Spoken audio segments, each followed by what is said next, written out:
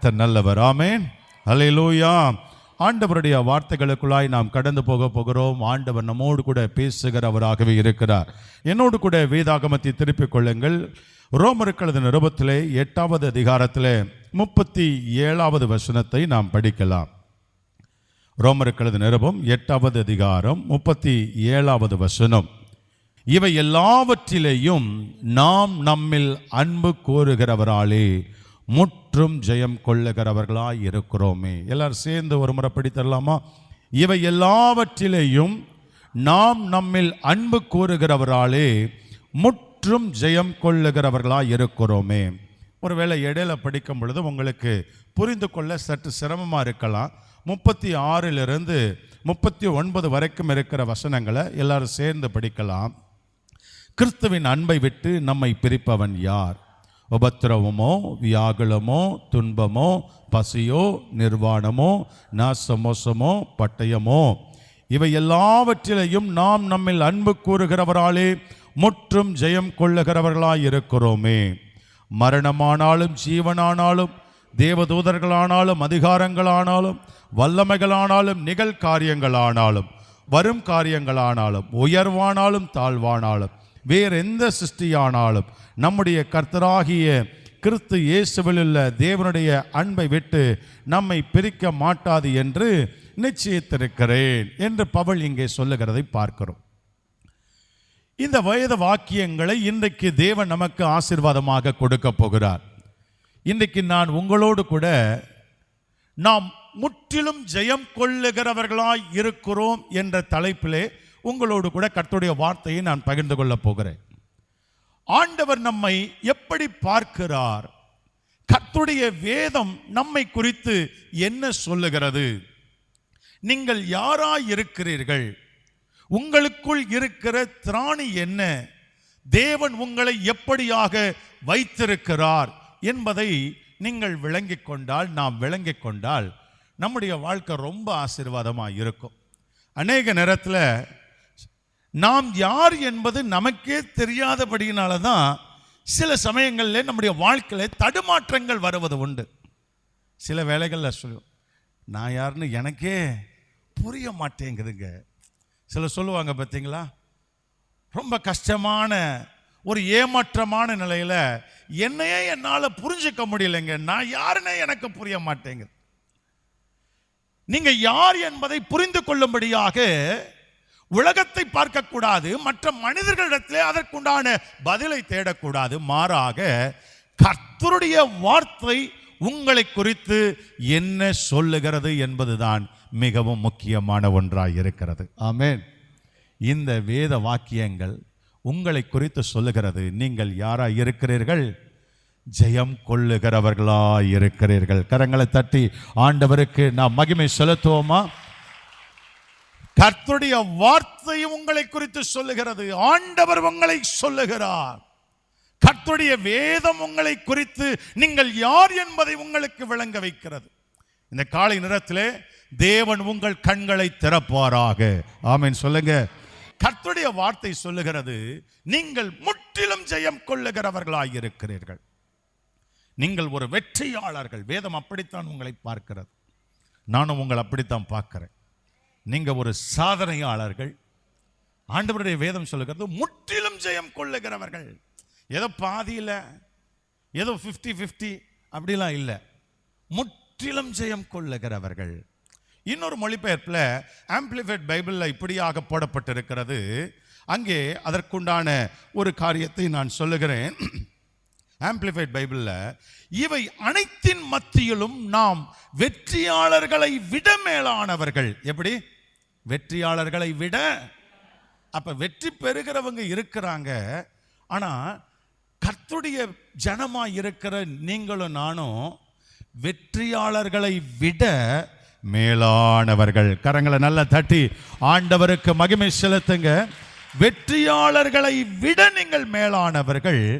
மேலும் நம்மை நேசித்தவர் மூலமாக மிஞ்சும் வெற்றியை நாம் பெறுகிறோம். அல்லேலூயா, அல்லேலூயா. அப்ப நீங்க வெற்றியாளர்களை விட மேலானவர்கள். உலகத்தில் உங்களுக்கு பாடுகளும் பிரச்சனைகளும் இருக்கலாம். பவுல் அப்போஸ்தலன் சொல்லுகிறார், ஏராளமான பிரச்சனைகளை இங்கே பட்டியலிடுகிறார். இந்த வசனத்தை அவர் சொல்லும் பொழுது, இந்த வார்த்தைகளை சொல்லும் பொழுது நாம் விளங்கிக் கொள்ள முடிகிறது, அவருக்கு ஏராளமான பிரச்சனைகள் இருந்தது. ஆனால் அந்த பிரச்சனைகளின் நடுவிலே தான் இவர் பிரச்சனைகளுக்கு ஒரு அறைக்கூவல் விடுவதைப் போல, பிரச்சனைகளுக்கு ஒரு சவால் விடுவதைப் போல, அந்த பிரச்சனைகளினாலே கொஞ்சமும் சற்றும் தளர்ந்து போகாதவராய் அவர் தேவனுடைய சித்தத்தை, தேவன் தன்னை குறித்து, தம்முடைய ஜனத்தை குறித்து என்ன சித்தம் வைத்திருக்கிறாரோ, என்ன நினைவுகளை உடையவராய் இருக்கிறாரோ அதை பேசுகிறார். இதெல்லாம் இருக்குதுதான், இதெல்லாம் இல்லாம இல்ல. ஆனா இவைகள் நம்மை ஒன்றும் செய்ய மாட்டாது. அல்லேலூயா. பிரச்சனை எல்லாருக்கும் இருக்குது. உலகத்தில் இருக்கிற எல்லாருக்கும் பிரச்சனை உண்டு. உலகத்தானுக்கும் பிரச்சனை இருக்குது, ஆவிக்குரிய பிள்ளைகளுக்கும் பிரச்சனை இருக்குது. ஆனா உலகத்தார்கள் அந்த பிரச்சனைகளை வேறு விதமாய் பார்க்கிறார்கள். ஆனா கர்த்தருடைய பிள்ளைகள் அந்த பிரச்சனையை வேற மாதிரி தான் பார்க்கணும். அல்லேலூயா, அல்லேலூயா. நீங்க கர்த்தருடைய ஜனம். அப்ப கர்த்தருடைய ஜனத்தை பிரச்சனை ஒன்றும் செய்ய முடியாது. பவுல் சொல்லுகிறாரு, இவைகள் எல்லாவற்றிலையும் நாம் முற்றிலும் ஜெயம் கொள்ளுகிறவர்களாயிருக்கிறோம். ஆமென். அப்ப தேவனுடைய ஜனத்தை பிரச்சனை ஜெயிக்க முடியாது. நல்லா விளங்கிக்கங்க. பிரச்சனைகள் நம்முடைய வாழ்க்கையில வரலாம், அந்த பிரச்சனைகள் கர்த்தருடைய பிள்ளைகளை ஜெயிக்க முடியாது. மாறா கர்த்தருடைய பிள்ளைகள் அந்த பிரச்சனைகளை ஜெயிப்பார்கள். எத்தனை பேருக்கு விளங்குது? அல்லேலூயா. பக்கத்தில் உங்க பார்த்து கேளுங்க, நீங்க ஜெயிக்க போறீங்களா அல்லது உங்க பிரச்சனை உங்களை ஜெயிக்க போகுதா? தேவனுடைய விருப்பம் என்னன்னா அந்த பிரச்சனைகளை நீங்க ஜெயிக்க வேண்டும். அல்லேலூயா. அப்ப கர்த்தருடைய பிள்ளைகள் அந்த பிரச்சனைகளை ஜெயிக்கிறவர்களா இருக்கிறார்கள், முற்றிலும் ஜெயம் கொள்ளுகிறவர்களா இருக்கிறார்கள். எப்படி பாஸ்டர்? என் வாழ்க்கையில நிறைய ஃபெயிலியரை தானே பார்த்திருக்கிறேன். நம்முடைய வாழ்க்கையை குறித்து நமக்கே நிறைய நெகட்டிவ்ஸ் இருக்குது. நீங்க அதையெல்லாம் ஃபர்ஸ்ட் நீங்க மாத்துங்க. ஒரு வெற்றியுள்ள வாழ்க்கைக்கும் நம்முடைய எண்ணங்களுக்கும் மிகப்பெரிய தொடர்பு இருக்கிறது. நம்முடைய நினைவுகளுக்கும் ஒரு வெற்றியுள்ள ஜெயமுள்ள வாழ்க்கைக்கும் மிகப்பெரிய தொடர்பு இருக்கிறது. வேதமும் அதை சொல்லுகிறது, உள்ளத்தின் நிறைவை வாய் பேசுகிறது. நம்முடைய எண்ணத்தின் பிரதிபலிப்பு தான் நம்முடைய செயலாக மாறுகிறது. நம்முடைய எண்ணங்கள் எப்படி இருக்கிறதோ அப்படியே நாம் செயல்படுகிறோம். ஆமா தானே? இன்னைக்கு காலையில் நீங்க சர்ச்சுக்கு போலான்னு நினைச்சீங்க, அதனால வந்துட்டீங்க. இன்னும் சிலர் வர வேண்டான்னு முடிவு பண்ணாங்க, அதனால அவங்க வராம இருக்கிறாங்க. அப்ப நம்முடைய எண்ணத்தின் பிரதிபலிப்பு தான் செயலாக மாறுகிறது. அப்ப நம்முடைய எண்ணம் சரியாக இருந்தால் நம்முடைய செயல் சரியாக இருக்கும். ஆமா தானே? அப்ப நம்முடைய எண்ணம் சரியாக இருந்தால் செயல் சரியாக இருக்கும். நம்முடைய செயல்கள் சரியாக இருந்தால் நம்முடைய வாழ்க்கை சரியாக இருக்கும். நம்முடைய வாழ்க்கை சரியாக இருந்தால் நம்முடைய வாழ்க்கையில ஜெயம் உண்டாகிறதை நாம் காண முடியும். அப்ப உங்க வாழ்க்கையில உங்க எண்ணங்களை நீங்க முதலாவது மாத்துங்க. நீங்க எந்த சூழ்நிலையில இருந்தாலும் சரி, நீங்க எப்பேற்பட்ட பிரச்சனைகளுக்குள்ளாக நின்று கொண்டிருந்தாலும் சரி, அதெல்லாம் ஆண்டவருக்கு ஒரு மேட்டரே கிடையாது. அதெல்லாம் ஆண்டவருக்கு ஒரு பெரிய விஷயமே கிடையாது. அவர் உங்கள் வாழ்க்கையை ஜெயமுள்ள வாழ்க்கையாய் மாற்றும்படித்தான் உங்களை அழைத்து கொண்டு வந்திருக்கிறார். ஆமாதானே? அல்லேலூயா. அப்ப எப்படி பாஸ்டர் இது நடக்கும் அப்படின்னா, ஆண்டவருடைய வார்த்தை சொல்லுது, இவை எல்லாவற்றிலையும் நாம், அந்த வசனத்தை படிங்களே மறுபடியும், இவை எல்லாவற்றிலையும் 37வது வசனத்தை எல்லாரும் சேர்ந்து படிக்கலாமே. இவை எல்லாவற்றிலையும் நாம் நம்மில் அன்பு கூறுகிறவராலே முற்றும் ஜெயம் கொள்ளுகிறவர்களாயிருக்கிறோம். இந்த ஜெயம் எப்படி வருது? நம்மில் அன்பு கூறுகிறவராலே வருகிறது. நம்முடைய சூழ்நிலையினால வருதா? நம்முடைய வேலையினால வருதா? நம்முடைய படிப்பினால வருதா? அப்ப இதெல்லாம் அவசியம் இல்லை, இதெல்லாம் அவசியம்தான். ஆனா இவைகளின் மூலமாக அல்ல, உங்களை அன்பு கூறுகிற தேவனிடத்திலிருந்து அவராலே இந்த ஜெயம் வருகிறது. ஆமென், அல்லேலூயா. எனவே பிரியமானவர்களே, நீங்கள் உங்களை அன்பு கூறுகிற தேவனை நீங்க பாருங்க, உங்க சூழ்நிலையை பார்க்காதீங்க. நீங்க அன்பு கூறுகிற, உங்களை அன்பு கூறுகிற தேவன் சாதாரணமானவரா? உங்களை அன்பு கூறுகிறாரா தேவன்? எத்தனை பேர் சொல்லுகிறீங்க? வேத வசனம் சொல்லுகிறது, பைபிள் சொல்லுது, தேவன் உங்களை அன்பு செய்கிறார். அப்ப உங்களை அன்பு கூறுகிற தேவன் எப்பேற்பட்டவர்? அவர் சாதாரணமானவரா? அவரை குறித்து வேதம் சொல்லுகிறது, நீங்க பழைய ஏற்பாட்டு முழுக்க நீங்க படிச்சு பார்க்கலாம், புதிய ஏற்பாட்டிலேயே நீங்க பார்க்கலாம். தேவன் எங்கேயும் தோற்று போனதாக நாம் பார்க்கவே முடியாது. நம்முடைய ஆண்டவர் தோற்று போன கடவுள் அல்ல, தோற்று போகிற கடவுள் அல்ல, அவர் வெற்றி சிறந்த தேவன். நம்முடைய ஆண்டவர் வெற்றியின் தேவன். எத்தனை பேர் விசுவாசிக்கிறது? எத்தனை பேர் சொல்லுகிறது, என்னுடைய ஆண்டவர் வெற்றியின் ஆண்டவர், அவர் வெற்றியின் தேவன், அவர் வெற்றி சிறந்தார்? நீங்க பைபிள்ல பார்க்க முடியும். யாத்ராகமத்தின் புத்தகத்தில் நீங்க 15வது அதிகாரத்தில் 1வது வசனத்தை நீங்க பிடித்து பார்க்கும் பொழுது, அங்கே மோசே ஒரு பாடலை பாடுகிறார். சிவந்த சமுத்திரத்தை, செங்கடலை அவர்கள் கடந்து வந்து அவர்கள் கர்த்தரை துதித்து பாடுகிறார்கள். என்ன, அந்த வசனத்தை படிக்கலாமே. அப்பொழுது மோசேயும் இஸ்ரவேல் புத்திரரும் கர்த்தரை புகழ்ந்து பாடின பாட்டு, கர்த்தரை பாடுவேன், அவர் மகிமையாய் வெற்றி சிறந்தார், குதிரையும் குதிரை வீரனையும் கடலிலே தள்ளினார். ஹல்லேலூயா. அப்ப இவங்க எல்லாரும் எகிப்து தேசத்திலிருந்து மிகப்பெரிய பயத்தோடு திகிலோடு கடந்து வருகிறாங்க. பார்வோன் வருகிறான், சிவந்த சமுத்திரம் இருக்குது, வெற்றி கிடைக்குமா கிடைக்காதா தெரியல, இந்த பார்வோன் கையிலிருந்து தப்பி போயிடுவோமா தெரியல, இந்த சமுத்திரத்தை கடந்துருவோமா தெரியல. ஆனால் தேவன் அவர்களை நடத்துகிறவராய் இருந்தார். தேவன் அவர்களோடு கூட இருந்து அவருடைய வல்லமையை வெளிப்படுத்தினபடினாலே சமுத்திரம் பிளந்தது. அவர்கள் கரை சேர்ந்தார்கள். கரை சேர்ந்து அவர்கள் கர்த்தரை துதித்து பாடுகிறார்கள். எங்களை தப்புவித்து இன்றைக்கு வெற்றி பவனை நடக்க வைத்து எங்களை வெற்றி சிறக்க பண்ணின தேவன், அவர் மகிமையாய் வெற்றி சிறந்தார். ஹல்லேலூயா. எங்களை பின்தொடர்ந்து வந்த பார்வோனையும் அவனுடைய இருப்பு ரதங்களையும் அவர் சமுத்திரத்திலே அழித்து போட்டார்.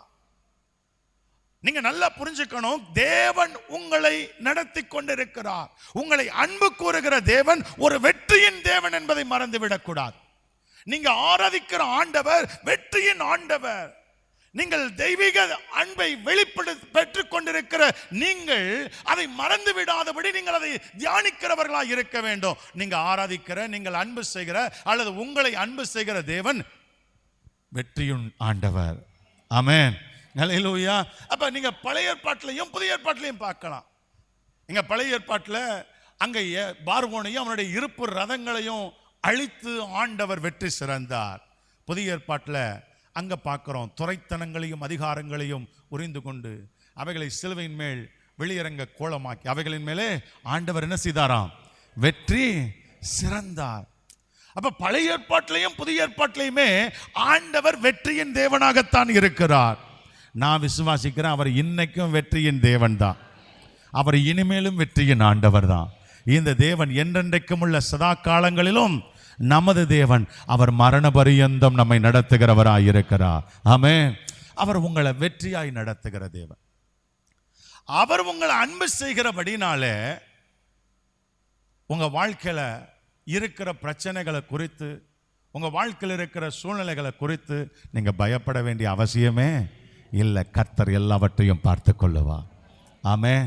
ஹல்லேலூயா. அவர் யெகோவா நிசி ஆகிய ஆண்டவர். அவர் உங்களை அன்பு செய்கிறார். அவராலே உங்களுக்கு இந்த ஜெயம் உண்டாகிறது. ஆமென். ஹல்லேலூயா. நீங்க நினைக்கலாம், பாஸ்டர் என் வாழ்க்கையில எல்லாமே ஃபெயிலியராக தான் இருந்துகிட்டு இருக்குது. வாழ்க்கையை திரும்பி பார்த்தா நிறைய போராட்டங்களும் நிறைய தோல்விகளும். நான் சொல்லுகிறேன், கர்த்தருடைய ஆவியினாலே ஏவப்பட்டு சொல்லுகிறேன், இந்த காலை நேரத்தில் கர்த்தருடைய சன்னிதானத்திலே உட்கார்ந்து ஆண்டவருடைய வார்த்தையை கேட்டுக்கொண்டிருக்கிற அருமையான தேவ பிள்ளையே, கர்த்தர் உனக்கென்று மாபெரும் வெற்றியை அவர் ஆயத்தப்படுத்தி வைத்திருக்கிறார். உன் துக்க நாட்கள் முடிந்து போக போகிறது, உன் கண்ணீரின் நாட்கள் முடிந்து போக போகிறது. கர்த்தர் உனக்கு முன்பாக இருக்கிற தடைகளை எல்லாம் உடைத்து உன்னை வெற்றி சிறக்க பண்ண போகிறார். உன் தொழிலையும் உன் வேலையும் உன் கையின் பிரயாசத்தையும் உன் குடும்ப வாழ்க்கையும் கர்த்தர் வெற்றியாய் மாற்றுவார். விசுவாசிக்கிறவங்க நல்ல கரங்களை தட்டி ஆண்டவருக்கு மகிமை செலுத்துங்க. ஏன்? அவர் உங்களை அன்பு செய்கிறார். நீங்க எந்த நிலையில இருக்கிறீங்க அது ஆண்டவருக்கு ஒரு விஷயமே கிடையாது. உங்க கையில என்ன, உங்க காரியங்கள் என்ன, அதை பத்தியெல்லாம் ஆண்டவருக்கு பெரிய ஒரு காரியமே இல்லை. நீங்க பைபிள்ல பார்க்க முடியும். நியாயாதிபதிகளின் புத்தகத்தை நீங்க திருப்பிக்கங்க. அங்கே கர்த்தருடைய வார்த்தை சொல்லுது, ஆண்டவருடைய வார்த்தையை நாம பார்க்கலாம். அங்கே கர்த்தருடைய வார்த்தை சொல்லுகிறது, சம்கார் என்கிற ஒரு மனுஷன் இருக்கிறான். 3வது அதிகாரம் 31வது வசனத்துல நாம் பார்க்கலாம். சம்கார் என்கிற ஒரு மனிதன் இருக்கிறான். அவனுடைய வாழ்க்கையை குறித்து கர்த்தர் சொல்லுகிறார், அவனுக்கு பிற்பாடு ஆனாத்தின் குமாரன் சம்கார் எழும்பினான். அவன் பெலிஸ்தரின் 600 பேரை ஒரு தாற்றுக்கோளால் முறியடித்தான். ஒரு கோளால எத்தனை பேரை முறியடித்தானா? பெலிஸ்தியரில் சொல்லுங்க சொல்லுங்க 600 பேரை ஒரு மனிதன் முறியடித்தான். இது சாத்தியமா? இது ஆராய்ந்து பார்த்தா இது முடியாத ஒரு காரியம். ஒரு மனுஷன் எப்படிங்க 600 பேர்த்த முறியடிக்கிறது? பெலிஸ்தியர்கள் ஈட்டியோடும் பட்டயத்தோடும் இருக்கிறாங்க. அவர்கள் மிகவும் பலசாலிகளாக இருக்கிறார்கள், அவர்கள் தேறினவர்களாக இருக்கிறார்கள். ஆனால் இங்கே கர்த்தருடைய வார்த்தை சொல்லுகிறது, இவைகளுக்கு பின்பு ஆனாத்தின் குமாரனாகிய சம்கார் எழும்பினான். கர்த்தர் அவனை எழுப்பினார். ஆண்டவருடைய நடத்தலின்படி அவன் எழும்பினான். அவன் கையில இருந்ததோ ஒரே ஒரு தாற்றுக்கோள். ஆனால் அவன் அந்த ஒரு தாற்றுக்கோளை வைத்து பெலிஸ்தரில் 600 பேரை முறியடித்து மாபெரும் வெற்றியை பெற்றார். அது எப்படி நடந்தது?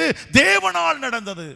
அருமையானவர்களே, உங்க கையில என்ன இருக்குது, உங்க வேலை என்ன, உங்க பிசினஸ் என்ன, உங்க படிப்பு என்ன, இதை பார்த்து தேவன் உங்களுக்கு ஆசீர்வாதங்களை கொடுப்பதில்லை. நீங்கள் ஆண்டவருடைய கரத்தில் இருக்கிறீர்களா? ஆண்டவருடைய சித்தத்தில் இருக்கிறீர்களா? ஆண்டவருடைய நடத்தலுக்குள்ள இருக்கிறீர்களா? அப்ப நீங்க எதை பத்தியும் கவலைப்பட வேண்டாம். உங்க கையில என்ன இருந்தாலும் ஆண்டவர் உங்களுக்கு வெற்றியை தருவார். ஒண்ணுமே இல்லைனாலும் ஆண்டவர் உங்களுக்கு வெற்றியை தருவார். நீங்க நிறைய பார்க்கலாம். சிம்சோனை குறித்து பார்க்கிறோம். அவன் ஒரு கழுதையின் பச்சை தடை எலும்பை எடுத்து அவன் என்ன பண்ணானாமா? பெலிஸ்தரில் 1000 பேரை கொன்றானாமா. இவனாலும் ஏதோ ஒரு கோலை வைத்திருக்கிறான். ஒரு செத்து போன கழுதையின் பச்சை தாடை எலும்பை எடுத்தான். கழுதை ஏதோ ஒரு சிங்கம் அப்படின்னா கூட பரவாயில்ல. அந்த செத்து போன கழுதையின் தாடை எலும்பை எடுத்து அவன் அடிச்சான் பாருங்க, 1000 பேரை அடித்து கொன்றான். ஆண்டவர் வெற்றியை தர வல்லமை படைத்தவராயிருக்கிறார். அவர் எப்படியும் வெற்றியை தர வல்லமையுடைய தேவன். அல்லேலூயா. எல்லாமே போயிடுச்சு பாஸ்டர், எல்லாமே ஃபெயிலியர் ஆயிடுச்சு. கவலைப்படாதீங்க, எதுவுமே முடிந்துடல. ஆண்டவர் ஒரு புதிய துவக்கத்தை கொடுத்து 1000 வெற்றியை உங்களுக்கு தர வல்லமை படைத்தவராயிருக்கிறார். நீங்க தேவனுடைய கரத்தில் இருங்க, ஆண்டவருடைய அன்புக்குள்ள இருங்க, ஆண்டவருடைய நடத்தலுக்குள்ள இருங்க. இதனாலும் பார்க்கலாம். மறுபடியும் நீங்க வசனத்தை படித்து பார்த்தீங்கன்னாக்கும் இன்னொரு சம்பவம் சொல்லுது. சிம்சோன் அவன் அதுக்கு திம்னாத்துக்கு போகிறான். போகும் பொழுது ஒரு சிங்கம், பாலசிங்கம் அவனுக்கு முன்பாக வருகிறது. ஒரு பாலசிங்கம் அவனுக்கு முன்பாக வந்த பொழுது கையில் ஒண்ணுமே இல்லாது இருந்தும் அவன் ஒரு ஆட்டுக்குட்டியை கிழித்தெறிவதை போல அதை கொன்று போட்டு அவனுக்கு மாபெரும் ஜெயத்தை ஆண்டவர் கொடுத்தார். அல்லேலூயா, அல்லேலூயா. அவன் பாருங்க, இவன் எப்படி பார்க்கறான் பாருங்க. ஒரு பிரச்சனை, பெரிய பிரச்சனை அவனுக்கு முன்பாக வந்துருச்சு. அங்க மிகப்பெரிய ஒரு பாலசிங்கம் அவனுக்கு முன்பாக நின்று கொண்டிருக்கிறது. ஆனா அப்பொழுது கர்த்தருடைய ஆவியானவர் அவன் மீது இறங்கினார். கர்த்தருடைய வல்லமை அவன் மீது வந்தது. கர்த்தருடைய ஆவியினாலே அவன் நிரப்பப்பட்டான். நிரப்பப்பட்ட உடனே அந்த பெரிய பிரச்சனை அவனுக்கு ஒரு சின்ன பிரச்சனையா தான் தெரிஞ்சது. நீங்க கர்த்தருடைய ஆவியினாலே நிரம்பி இருக்கிறீங்க அப்படின்னா பெரிய பிரச்சனை கூட உங்களுக்கு சின்னதா தெரியும். கர்த்தருடைய ஆவியானவராலே நீங்க நடத்தப்படுவீங்க அப்படின்னா பெரிய பெரிய பெரிய பெரிய சவால்கள் கூட உங்களுக்கு சின்னதா தான் தெரியும். நீங்க மாம்சீகத்துல நின்னீங்க அப்படின்னா சின்ன பிரச்சனை கூட உங்களுக்கு ரொம்ப பெருசா தெரியும். இங்க இந்த பிரச்சனையை சிம்சன் எப்படி டீல் பண்றான் பாருங்க. அவன் பிரயாணம் பண்ணி கொண்டிருக்கிறான். முன்னாடி ஒரு பெரிய பாலசிங்கம் அவனுக்கு முன்பாக நிற்கிறது. கர்த்தருடைய ஆவியானவர் அவன் மீது இறங்குகிறார். அவன் வல்லமையினாலே நிரப்பப்பட்டான். அவனுக்கு அது பாலசிங்கம் மாதிரியே தெரியல. அவன் சாதாரணமா போய் ஒரு ஆட்டுக்குட்டியை கிழித்தெறிவதை போல அதன் தாடையை கிழித்தெறிந்து அவன் மாபெரும் ஜெயத்தை பெற்றான். என்ன அதை அவங்க அம்மா கிட்டையும் சொல்லையாம். ஏன்னா இது ஒரு பெரிய விஷயமா, இது ஒரு பெரிய விஷயமா. இன்னைக்கு நம்ம ஆடு மாதிரி இருக்கிற பிரச்சனையவே சிங்கம் மாதிரி டீல் பண்ணிக்கிட்டு இருக்கிறோம். சின்ன பிரச்சனை தான், அநேக நேரத்தில் ஒரு சின்ன கஷ்டம்தான். ஆனா அதுல விசுவாசிகள் பதட்டம் அடைந்து ஆண்டவரை விட்டு ஆண்டவருக்கு விரோதமாக முறுமுறுத்து அநேக நேரத்தில் இன்னும் செய்யக்கூடாத காரியங்கள் எல்லாம் செஞ்சு தப்பு தப்பா சின்ன பிரச்சனையை பெருசாக்கி அதை மிகப்பெரிய ஒரு கஷ்டத்துக்குள்ள சிக்கிக் கொள்ளுகிறத பார்க்கிறோம். நீங்க கர்த்தருடைய ஆவியினாலே நிரப்பப்படுகிற அனுபவத்தில் வந்துருங்க. கர்த்தராலே நிரப்பப்படுகிற நடத்தப்படுகிற அனுபவத்துக்குள்ள வந்துருங்க. அங்க பாலசிங்கமே உங்களுக்கு விரோதமா இருந்தாலும் கர்த்தருடைய ஆவியானவர் உங்களுக்கு மாபெரும் ஜெயத்தை தர வல்லமையுடையவராய் இருக்கிறார். ஆமென், அல்லேலூயா. செருபாபேலுக்கு கர்த்தருடைய வார்த்தை வந்தது. பெரிய பர்வதமே நீ எம்மாத்திரம். செருபாபேலுக்கு முன்பதாக சொல்லுங்க, செருபாபேலுக்கு முன்பாக சமபூமியாவாய், பெரிய பர்வதமாய் இருக்கலாம். நீ ரொம்ப வானளாவிய உயரத்துல இருக்கலாம். ஆனா மற்றவர்களுக்கு வேணா நீ மிகப்பெரிய பர்வதம். ஆனா செருபாபேலாகிய என்னுடைய தாசனுக்கு முன்பாக, என்னாலே அழைக்கப்பட்ட மனுஷனுக்கு முன்பாக, என்னுடைய திட்டத்துக்குள் இருக்கிற மனுஷனுக்கு முன்பாக பெரிய பர்வதமே நீ எம்மாத்திரம், நீ சமபூமி. அல்லேலூயா. தலைக்கல்லை அவன் கொண்டு வருவான், அதற்கு கிருபை உண்டாவதாக. அப்ப பெரிய பர்வதங்கள் கூட கர்த்தருடைய பிள்ளைகளுக்கு அது எப்படிதான் இருக்குது சொல்லுங்க, சமபூமியா இருக்கிறது. அல்லேலூயா. அப்ப சமபூமின்னும் பொழுது நான் இப்படி சொல்லுகிறேன், பெரிய பர்வதம்னா அது தலைக்கு மேலே இருக்கும், உயரமா இருக்கும். ஆனா சமபூமினா எங்க இருக்கும்? சமமா இருக்கும். இன்னும் சொல்ல போனா நம்ம கால்களுக்கு கீழே இருக்கும். பிரச்சனையை எப்பயுமே உங்க தலைக்கு மேல வைக்காதீங்க. பக்கத்தில் பார்த்து சொல்லுங்க, பிரச்சனைகளை பக்கத்தில் பார்த்து சொல்லுங்களேன், பிரச்சனைகளை உங்க தலைக்கு மேல வைக்காதீங்க. பிரச்சனைகளை உங்க கால்களுக்கு கீழே வைங்க. பெரிய பர்வதம் எல்லாம் உங்களுக்கு முன்பாக சமபூமியாய் மாறிக்கொண்டிருக்கிறது. கர்த்தர் அதை மாற்றிக்கொண்டிருக்கிறார். ஆமென். பெரிய பர்வதம். நான் சொல்லுகிறேன், இந்த காலை நேரத்தில் உங்க வாழ்க்கையில எதெல்லாம் பெரிய பெரிய பிரச்சனையா நீங்க நினைச்சு கொண்டிருக்கிறீங்க. பாஸ்டர், இந்த பிரச்சனை தான் பாஸ்டர் என் வாழ்க்கையில ஒரு நிம்மதியை கெடுத்துக்கிட்டு இருக்குது. பாஸ்டர், என் வாழ்க்கையில இந்த காரியம் தான் ஒரு பெரிய தடையா இருக்குது, பெரிய போராட்டமா இருக்குது. இந்த மனுஷன் தான் எனக்கு ப்ரமோஷனுக்கு ஒரு தடையா இருக்கிறான். என் வாழ்க்கையில உயர முடியாதபடி, நிம்மதியா வாழ முடியாதபடி இந்த காரியம் தான் ஒரு பெரிய பர்வதமா இருக்குது. நான் சொல்லுகிறேன், கர்த்தருடைய பிள்ளைகளாகிய உங்களுக்கு முன்பாக அவைகளை கர்த்தர் சமபூமியாய் மாற்றுகிறார். அந்த பிரச்சனையை நீங்க தலைக்கு மேல வைக்காதீங்க. அது உங்க கால்களுக்கு கீழே தான் இருக்கணும். உங்க சிரசில் கர்த்தர் உங்களுக்கு வைத்திருக்கிற அபிஷேகம் தான் இருக்கணும். அல்லேலூயா. கர்த்தருடைய ஆவியானவர் என் மேலே இருக்கிறார். கர்த்தருடைய ஆவியானவர் அவர் உங்கள் மீது வைத்திருக்கிற அபிஷேகம் தான் உங்க சிரசில் இருக்கணும். நம்ம நிறைய நேரத்தில் உல்டாவா மாத்திரோம். அவருடைய அபிஷேகத்தை அப்படியே விட்டுறோம், அவர் அப்படியே தள்ளிடுறோம், பிரச்சனைகளை தூக்கி தலைக்கு மேல வச்சிடறோம். பிரச்சனை உங்க கால்களுக்கு கீழே. சொல்லுங்க, பிரச்சனை கால்களுக்கு கீழே. கர்த்தருடைய அபிஷேகம் என் தலையின் மேல. அல்லேலூயா. தலைக்கல்லாகி இயேசு எனக்கு முன்பாக. அம்மா நல்லா தான் இருக்குது பாருங்க. தலைக்கல்லாகி இயேசு வீடு கட்டுகிறவர்கள் ஆகாது என்று தள்ளின கல்லை வீட்டுக்கு தலைக்கல்லாய், அந்த தலைக்கல்லாகி இயேசு எனக்கு முன்பாக என்னை பயமுறுத்துகிற எல்லா விதமான சாத்தானும் அவருடைய உலகத்தின் காரியங்கள் இச்சைகளும் எனக்கு பின்பாக. ஆமென். அப்ப இந்த ஆர்டரை நீங்க வச்சுக்கங்க. பிரச்சனை எங்க? கால்கள் தலைக்கு மேலையா? பிரச்சனை கால்களுக்கு கீழே, அபிஷேகம் தலைக்கு மேல. தலைக்கல்லாகி இயேசு அவர் நமக்கு முன்பாக, உலகமும் அதன் இச்சைகளும் அதன் பாடுகளும் போராட்டங்களும் நமக்கு பின்பாக.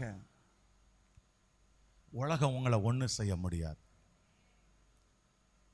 ஏன்னா உங்களுக்குள் இருப்பது தேவனுடைய மிக பெரிதான வல்லமை. அல்லேலூயா. தேவன் நம்மளை எப்படி வைத்திருக்கிறார் பாருங்க. நீங்க திருப்பிக்கங்க. உங்களுக்கு சில வாசனங்களை நான் சொல்லிட்டு அப்படியே நான் ஜெபம் பண்ணி முடிக்க போகிறேன். அவர் எப்படி நம்மை அன்பு கூர்ந்து நம்ம எப்படியாக மாற்றி வைத்திருக்கிறார். எபேசியர் நிருபத்தில் 1வது அதிகாரத்தில் 3வது வசனத்தை படிக்கலாம். எபேசியர் நிருபம் 1வது அதிகாரம் 3வது வசனம். நம்முடைய கர்த்தராகிய இயேசு கிறிஸ்துவின் பிதாவாகிய தேவனுக்கு ஸ்தோத்திரம். அவர் கிறிஸ்துவுக்குள் உன்னதங்களில் ஆவிக்குரிய சகல ஆசீர்வாதத்தினாலும் நம்மை ஆசீர்வதித்து இருக்கிறார். அப்ப ஆண்டவருடைய வார்த்தை சொல்லுது, நம்முடைய கர்த்தராகிய இயேசு கிறிஸ்துவின் பிதாவாகிய தேவனுக்கு ஸ்தோத்திரம். எதற்காக ஸ்தோத்திரம்? வேதம் சொல்லுகிறது, அவர் கிறிஸ்துவுக்குள் உன்னதங்களிலே ஆவிக்குரிய சகல ஆசீர்வாதத்தினாலும் நம்மை ஆசீர்வதித்து இருக்கிறார். ஆசீர்வதித்தாரா? ஆசீர்வதித்து இருக்கிறாரா? ஆசீர்வதிப்பாரா? ஆசீர்வதித்து இருக்கிறாரா? அப்ப அது பாஸ்ட் டென்ஸ்லயும் இல்லை, ஃபியூச்சர் டென்ஸ்லயும் இல்லை, அது பிரசன்ட் டென்ஸ்ல இருக்கு. ஏற்கனவே ஆசீர்வதிச்சார், இப்பயும் ஆசீர்வதித்து இருக்கிறார். தேவன் உங்க மேல அன்பு வைத்திருக்கிறார். அந்த அன்பின் நிமித்தமாய் சில வெகுமதிகளை விலையேற பெற்ற விலைமதிக்க முடியாத ஒரு மகிமையான அனுபவத்தை தேவன் உங்களுக்குள் வைத்திருக்கிறார்.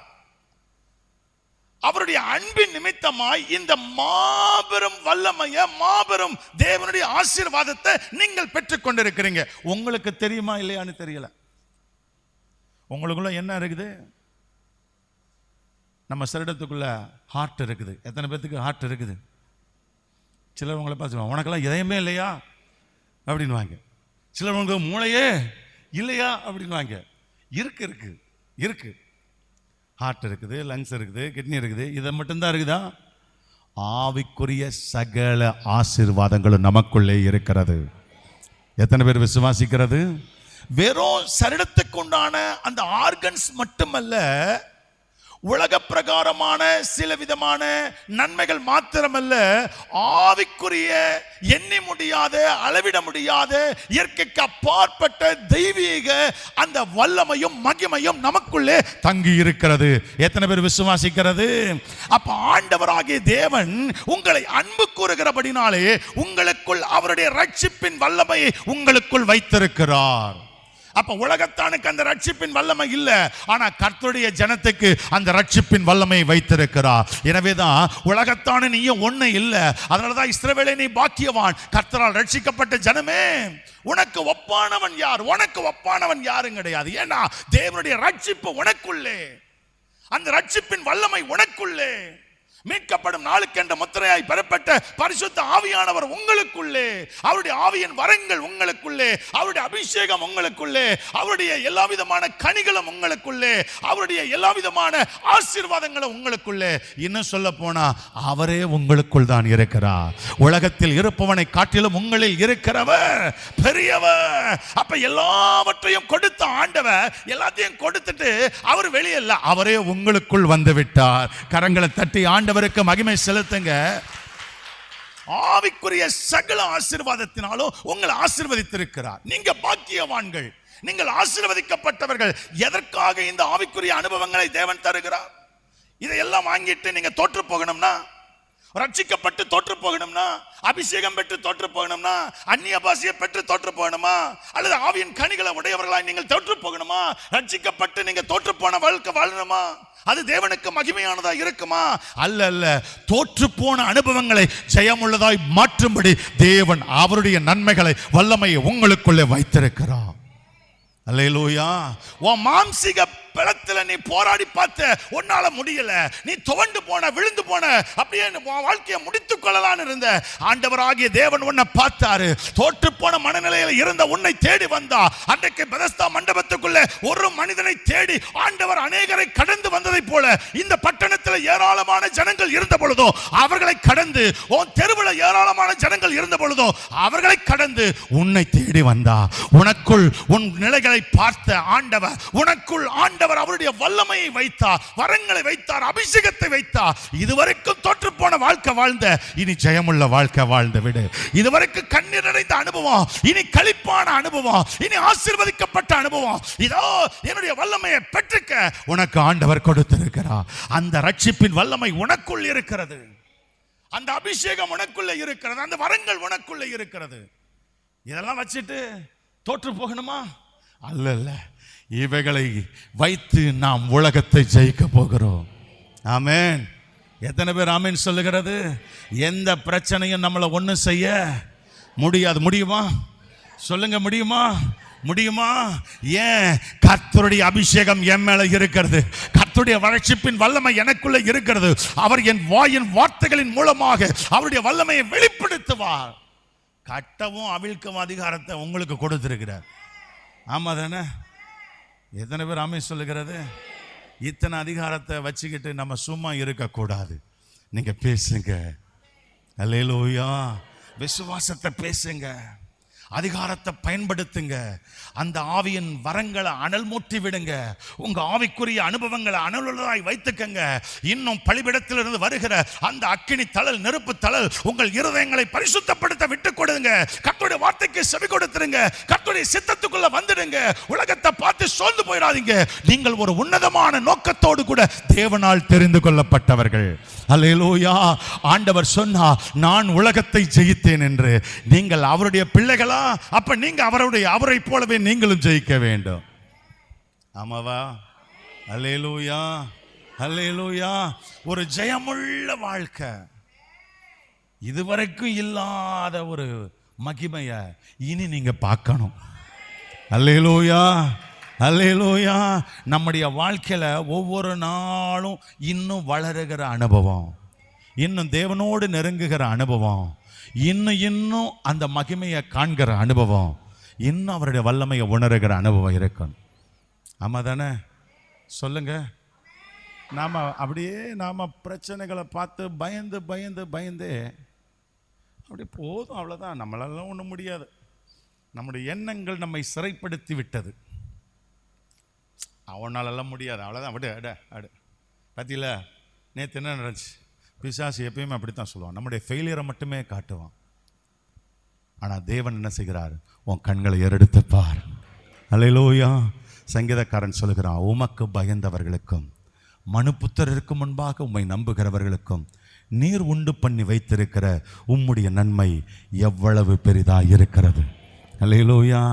பிரச்சனையின் நடுவில் நீங்கள் நின்னாலும் நீங்கள் சொல்லணும், நான் பலவீனன் தான், ஆனால் என்னை பலப்படுத்துகிற தேவன் எனக்குள்ளே இருக்கிறா. உம்மாலே நான் ஒரு சேனைக்குள் பாய்வேன், உம்மாலே ஒரு மதிலை தாண்டுவேன்.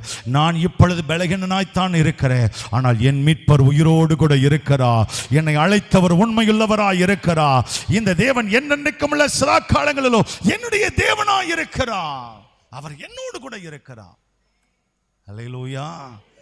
அவர் உங்களுக்காக மனுபுத்திரருக்கு முன்பாக அவரை நீங்கள் நம்பி இருக்கிறபடினாலே நீங்க வெட்கப்பட்டு போகாதபடிக்கு உங்க தலைகளை நிமிரச் செய்யும்படி கர்த்தர் நன்மைகளை முன்குறித்து வைத்திருக்கிறார். அதை குறித்த நேரத்தில் நீங்க பார்ப்பீங்க. இப்ப நமக்கு தெரியாது, சில சமயங்கள்ல நம்மால விளங்கிக் கொள்ள முடியாதுதான், ஆனா நீங்க பார்க்கணும்.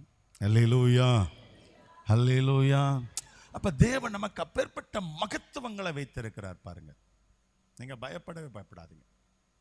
உன்னதத்தின் பலன், நான் சொல்லுகிறேன், உன்னதத்தின் பலன் உலகத்தின் பலனை காட்டிலும் பெரிது. உன்னதத்தின் வல்லமை உலகத்தில் இருக்கிற வல்லமைகளை காட்டிலும் பெரிது. ஆமாதானே? ஹல்லேலூயா, ஹல்லேலூயா. அப்ப மண்ணை மரம் உடைக்கும். ஏன்னா மண்ணை காட்டிலும் மரத்துக்கு பலன் அதிகம். மரத்தை இரும்பு உடைக்கும். ஏன்னா மரத்தை காட்டிலும் இரும்பு வலிமையானது. நான் சொல்லுகிறேன், உங்க பிரச்சனைகளை காட்டிலும் உலகத்தில் இருக்கிற வல்லமைகளை காட்டிலும் உங்களுக்குள் தேவன் வைத்திருக்கிற வல்லமை மிகவும் பெரிதாய் இருக்கிறது. ஹல்லேலூயா. நீங்க பேசுவீங்க, அது நடக்கும். கர்த்தர் அதை செய்வார். ஆமென். அப்ப இந்த வல்லமை எல்லாம் தேவன் கொடுத்து அப்படியே நான் உங்களை வெளியில அப்படியே வாசப்படிலே வச்சிடல. உங்களை அவர் என்ன செய்திருக்கிறார்? அந்த எபேசியர்கள் நிருபத்தில் மறுபடியும் வந்துருங்க. நாங்கள் சில காரியங்களை நான் உங்களுக்கு சொல்லி முடிச்சறேன். ஆண்டவருடைய வார்த்தை சொல்லுது, நீங்கள் அவருடைய பிள்ளைகளாக மாறி இருக்கிறீர்கள். அந்த 14, 15 8வது அதிகாரம், ரோமர்கள் 8வது அதிகாரம் 14, 15, 16 வசனங்களில், மேலும் எவர்கள் தேவனுடைய ஆவியினால் நடத்தப்படுகிறார்களோ அவர்கள் தேவனுடைய புத்திரராய் இருக்கிறார்கள். அந்தப்படி பயப்படுகிற, திரும்பவும் பயப்படுவதற்கு நீங்கள் அடிமைத்தனத்தின் ஆவியை பெறாமல் அப்பா பிதாவை என்று கூப்பிட பண்ணுகிற புத்திர சுவிகாரத்தின் ஆவியை பெற்றீர்கள். நாம் தேவனுடைய பிள்ளைகளாய் இருக்கிறோம் என்று ஆவியானவர் தாமே நம்முடைய ஆவியினுடனே சாட்சி கொடுக்கிறார். நான் தொடர்ந்து அதோடு கூட மற்ற வசனத்தையும் சொல்லிடுறேன். ஆண்டவர் நமக்கு எப்பேற்பட்ட மகிமையான அனுபவத்தை வைத்திருக்கிறார் பாருங்க. அவருடைய ஆசீர்வாதங்கள் அங்கே 4வது வசனத்தில் சொல்லுகிறது. 4வது வசனம், எபேசியர் 1வது அதிகாரத்தில் 4வது வசனம், தமக்கு முன்பாக நாம் அன்பிலே பரிசுத்தம் உள்ளவர்களும் குற்றமில்லாதவர்களுமாய் இருப்பதற்கு அவர் உலக தோற்றத்துக்கு முன்னமே நம்ம கிறிஸ்துவுக்குள் நம்மை தெரிந்து கொண்டபடியே அவர் தெரிந்து கொண்டார். 6வது வசனத்தில் சொல்லுது, தம்முடைய தயவுள்ள சித்தத்தின்படி நம்மை இயேசு கிறிஸ்து மூலமாய் தமக்கு சுவிகார புத்திரராகும்படி அவர் என்ன செய்தார்? முன்குறித்து வைத்து விட்டார். 10வது வசனத்திலே தமக்குள்ளே தீர்மானித்திருந்த தம்முடைய தயவுள்ள சித்தத்தின் ரகசியத்தை அவர் நமக்கு எங்களுக்கு அறிவித்தார். அல்லேலூயா. அப்ப ஆண்டவருடைய வார்த்தை சொல்லுது, இந்த நன்மைகள் எல்லாம் கொடுத்துட்டு நீ அப்படியே டிஸ்டன்ஸ் ஆகிருன்னுல, ஆண்டவர் இந்த ஆவிக்குரிய அனுபவங்கள் எல்லாம் கொடுத்து உங்களை அவருடைய பிள்ளைகளாக மாற்றிவிட்டார். அல்லேலூயா.